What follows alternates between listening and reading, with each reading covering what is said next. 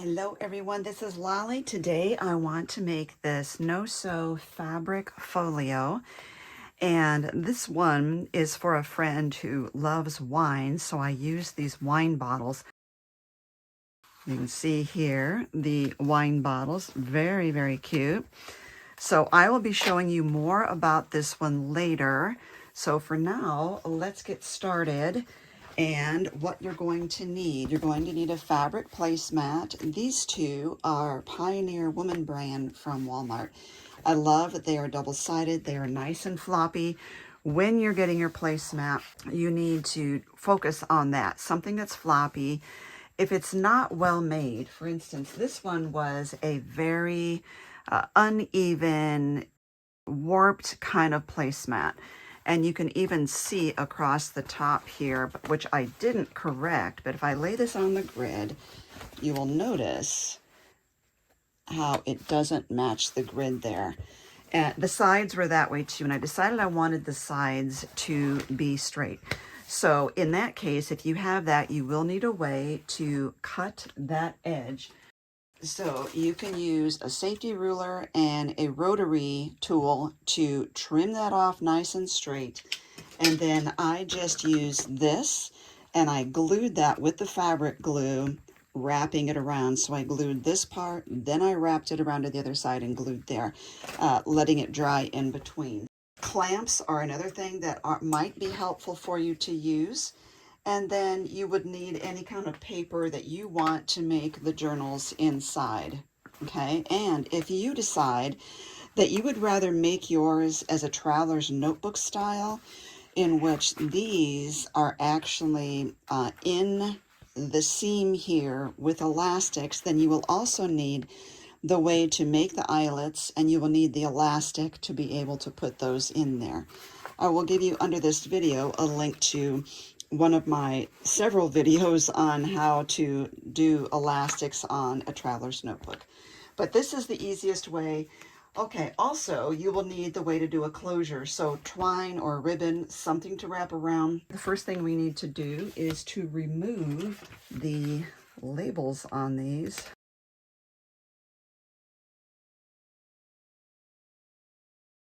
There we go. And the next step is to figure out what you want for the cover. So do you want this to be the cover and this the inside, or the other way around where this is the cover and this is the inside? So we play around first to figure out, it's pretty, this is actually symmetrical, I think. This side and that side seem to match, so it won't really matter. If this is the cover, this is going to get folded up. I don't have measurements for you because this is all about your choice and about the size of your placemat. So you just put it up there as much as you want. How big of a pocket do you want right there? And then play around by folding this side in. I always look at this edge here, generally speaking, being about halfway between these two edges. But actually, just a little more than halfway, because I like this flap to not go all the way over. So this is what it would look like. So I haven't sewn anything, and I like that. If you are one who likes it to flip this way, that is your choice. You can do it that way.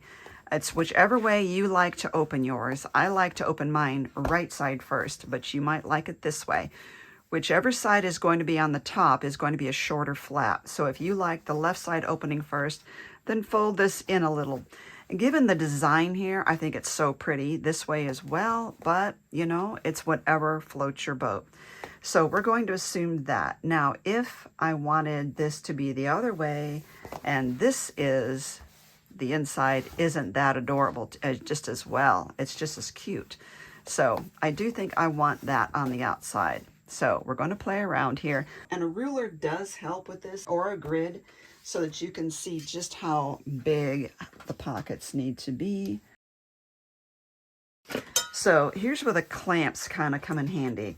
Now I noticed that this is not a perfect rectangle. That tends to go in a little bit on the corners, and that is actually beneficial because when you start folding this, this gets all bunchy. And if I can pull this all the way to the edge like this, it really tightens that pocket out.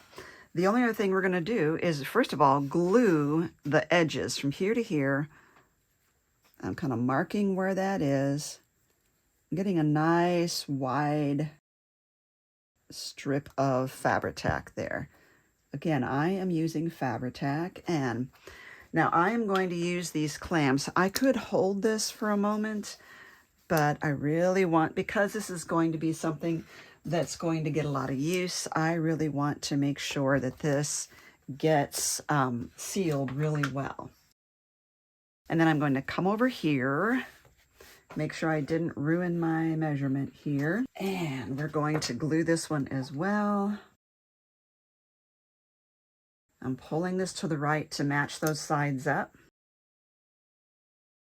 With Fabri-Tac, if I'm gluing fabric or trim onto paper, I'm usually very confident to start maneuvering it like in 2 minutes.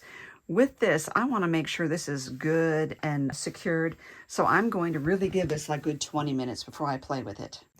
So this is good and dry. The next thing is to just see where you want this folded. Well, I think that did really well in the first try. Like I said, I like the top flap to be a little shorter. I could even pull this in a little bit. Smooth out your fold right here. I would even take it to the iron and give that a good press. And okay, so what I'm going to do, I'm just going to mark these. I'm going to put this little clamp right to the right of where I want that glued in both cases. So again, just going to use my Fabri-Tac. Kind of line this up a little bit because this will help me to see. I'm looking at this. This design is going to help me right here. And although it would be easier if I hadn't done both sides first with the glue, this helps me to get all the wrinkles out. If I glue here, then here, then here, the end doesn't line up. So we're going to hold that in place. And then I'm going to go ahead and glue both of these. So this one is right here. I'm looking at the design again. And right there. And then I'm going to put something on top here to weigh that down. So actually I'm just going to hold this, and I'm going to talk about closures. So for a no-sew method, you could just glue a ribbon on one end, on either end. You could even put it under the pocket before you glue the pocket on. I do like my closures to be lower because the bulk of this will be with the weight of these pockets. And if I put a closure here, this gets really heavy and floppy. But if I put the closure there, it helps to balance that weight when I'm closing it. I'm going to put weight on this to hold it down. We'll come back and we will talk about your inserts. Okay, so now we're ready to put in or make the inserts for this. And basically, for mine, I know that I can fit a 4-inch wide paper in here, and I can go 8.5 inch tall, but I figured it's just easier to do 8-inch tall because then I start off with an 8-inch square piece of paper, and I can score that down the middle. And I like this printable graph paper that I get online. It's a PDF, and I always print it actual size. So once I do that, I trim, there's a little bit of a border. I trim off part of it, and then I measure 8 inches, and then I just trim the borders off the other 2 sides. And it makes it a little less than 8 inches wide, which is perfect because now when you fold it, you know how these papers end up sticking out? Well, now they won't. It ends up being just the right size. So I'm going to put this in. Now, I have a long reach stapler, and then I set this for 4 inches. I'm going to staple the middle and then the 2 sides. If you don't have one of these, many of your old staplers, you can separate the back from the front and just lay it on there and pound it as long as you put something underneath it like styrofoam, because the little teeth will just, the prongs will go straight down and they won't seal when you do it that. But you can reach farther in that way. And so then once you pull it over, just bend the prongs over and you've got it made. Now I like to round my corners, so let's do that. I'm going to use the Crocodile corner chomper on 1/2 inch. That way I can get through that entire stack of paper all at once. This is 10 sheets. So once I've got that, I can fold this over. I already have that scored, and I can look and see which way I like it to be better. I think I like this. I have also gone ahead and used some of my scraps, and I have cut a 2" by 3" piece of paper or cardstock, and I have taken some gold marker to the edge just to make it a little more perky, and then this way it really shows up a little better. Underneath this video I will give you a link to how to make these little gummy bear tips for your glue bottle. Okay, if you would rather not staple yours at all and you'd rather sew it, I'm also going to give you underneath this video a link to the video I show on how to do the pamphlet stitch where you can hand stitch it. But right now, my goal was to help you make this folio without sewing. Okay, so there it is. Now you have 3 of these notebooks in there. Closes like this. You can leave it like that, or you can take your ribbon, and I would fold the end under just a little bit to make it more polished look. And if you didn't sew it in that pocket, just attach it right there. Then you can wrap it around as your closure. Give it enough to do this, and then fold it under the edge. If you don't like this look here, you can glue a button right over the top, or you can do what I did. I actually did want to sew. Normally I said you don't need to sew on this project. I took a shank button and I sewed it onto a circle of craft text. Craft text is a sewable material. If you don't have craft text, what you can do is use your cardstock, but give it 2 coats of Mod Podge on either side to give it stability.